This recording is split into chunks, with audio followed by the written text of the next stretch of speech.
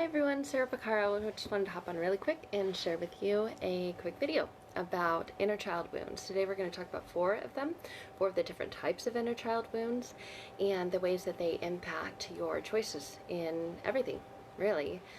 But most specifically your choices in relationships as an adult if you're still living with these unhealed inner child wounds. So there's four of them, and we're going to talk about the first one is abandonment, and then the guilt wound, trust wound, neglect wound.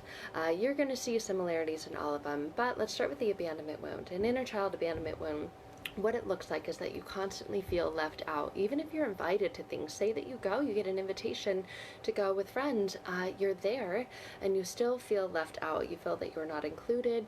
You're there, but you're not there. You're present, but you're not present, if that feels familiar. And you fear being left out. And the interesting thing is that's the thing that you fear the most. And maybe you say yes to everything so that you're not left out. But even when you do, you still feel that sense of being left out, and you hate being alone. Being alone is kind of an avoidant technique. If you don't like being alone, you find yourself saying yes to all these things and going and attending, but still not feeling included or part of it. Codependent behaviors and traits, and it's a trauma response called fawning, what results from this abandonment wound. So codependent traits where you're constantly relying on other people, people pleasing, and doing things, saying yes all the time, so that you don't have to be alone. And really, it sucks because you feel like you're alone within yourself. These threats to leave, like if anything threatens to leave, whether it's a job or a friendship or, even someone saying, hey, I've got to run to the store. And you're like, oh no, can I come with you, please? Let me come. Even simple things, it's just you can't even be alone for 1 second if you have this abandonment wound. It's a deep abandonment wound that really affects every part of your life and well-being. A healthy relationship, you can be alone for a little bit and know the person's going to come back, and even when they're not with you, they're thinking about you. You're not afraid of what they're doing when they're gone, and you feel this threaten to leave. And maybe if you feel like that other person's not threatening to leave, you threaten to leave because of this deep abandonment wound. And you'll find that you normally attract emotionally unavailable people if you have this abandonment wound within you. Next one is a guilt wound. The way that you'll notice a guilt wound shows up with you is if you say sorry, or you feel sorry or feel bad all the time. Gosh, I can't do that. I would feel bad. I just feel so sorry for them, and oh, I'm sorry. Even something as simple as you walking into a store and someone else walking out of that store, and you're, walking towards each other, and you go, oh, sorry.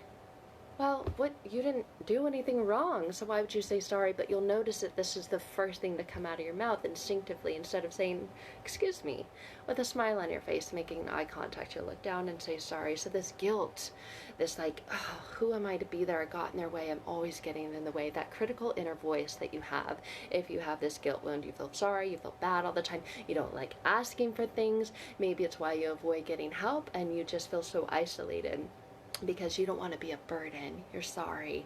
You feel bad.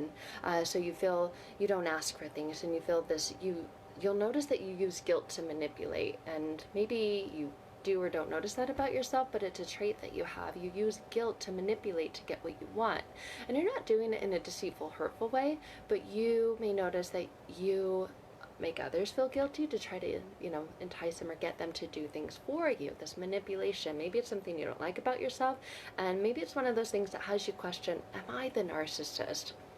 I'm not sure, because you know this about yourself. I use guilt to manipulate, and you're afraid to set boundaries. Oh my gosh, boundaries are everything. I'm still reading the Boundaries and Boundaries in Dating book. Phenomenal book for anyone who wants additional support in learning more about boundaries and their importance, how to set them. But you're afraid to set boundaries. You were afraid to say no. The beautiful thing is when you set a boundary, the person you set it with, if they're a healthy person of mind, they actually respect you even more because you are respecting yourself. Think about all the people that you respect in life. They're the ones that respect themselves, and they don't take any crap from other people. And you're like, gosh, I really respect that about that person. They are so self-assured. They're confident. They know who they are, and they know how to say no when it's something that doesn't serve them or that they don't want. So if you suffer from this guilt wound, you will notice that you're afraid to set boundaries, afraid of what they're going to think, afraid that this person won't like you if you set a boundary with them. That's a sign from a guilt wound that you're still working through that or healing from that or have that. And you will notice that you normally attract other people who feel guilty, right? Misery loves company. So if you suffer from a guilt wound, you'll notice that you attract other people who do that same thing, and they're just sitting there sulking and loathing together. That doesn't help anybody. So help yourself first by setting a boundary, healing that guilt wound, and then you'll notice that everything about your life changes. Your friends, your situations, your experiences all improve and become better. Next we'll talk about is the trust wound. Trust wound is afraid to be hurt. Maybe you are out of the toxic relationship and or a friendship or whatever it is, you've got no contact or very limited contact depending on the situation, and now you're like, I'm in my little bubble.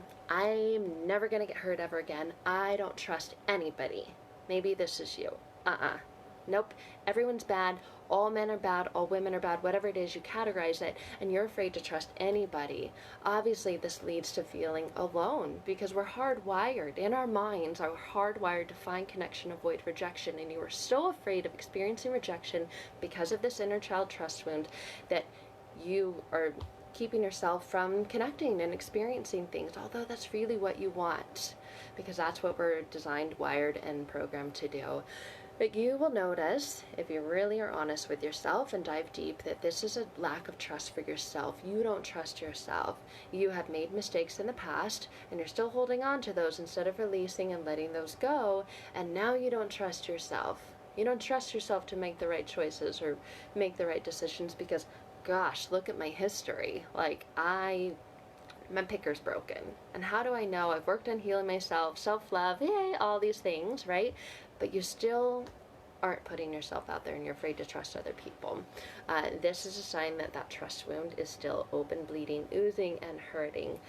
You will feel insecure within yourself and see that you need a lot of external validation, and without that external validation you don't feel like you're good enough. If you don't get enough likes, if you don't get enough, oh my gosh, that's amazing, how good for you, like that's awesome. You should be able to post something, for example, and get 0 likes and feel just as good about yourself for that post as if you post it and get 1,000,000 likes. It should make no difference, but you'll notice you're suffering from this inner trust wound if you are seeking that external validation constantly. Yeah, we all like it, it feels really good, but you'll notice that that's a problem if you still have this trust wound. You're looking for things outside yourself. You'll notice that you don't feel safe. Oh my gosh, how important it is to feel safe. I just did a video about this nightmare that I had, and I noticed that's what it was. In that experience, I didn't feel safe. So it's just something to take a look at. You know, trusting yourself, especially if you've been in toxic and unhealthy relationships and you stayed in it for far too long. You need to rebuild that trust within yourself. Just like in any kind of relationship, when the trust is broken, needs to be rebuilt, and it can and should be if it's a healthy relationship. But then you also need to work on healing that trust within yourself. You broke your own trust, and then the trust in that relationship was broken. But you'll notice, again, you normally attract people who don't feel safe if you have an inner trust wound. The last one we'll talk about today is the neglect wound. And I talk about this all the time, childhood emotional neglect. And it can come from loving, caring, well-to-do, meant-to-do parents who truly, truly were doing their best, but they're parents.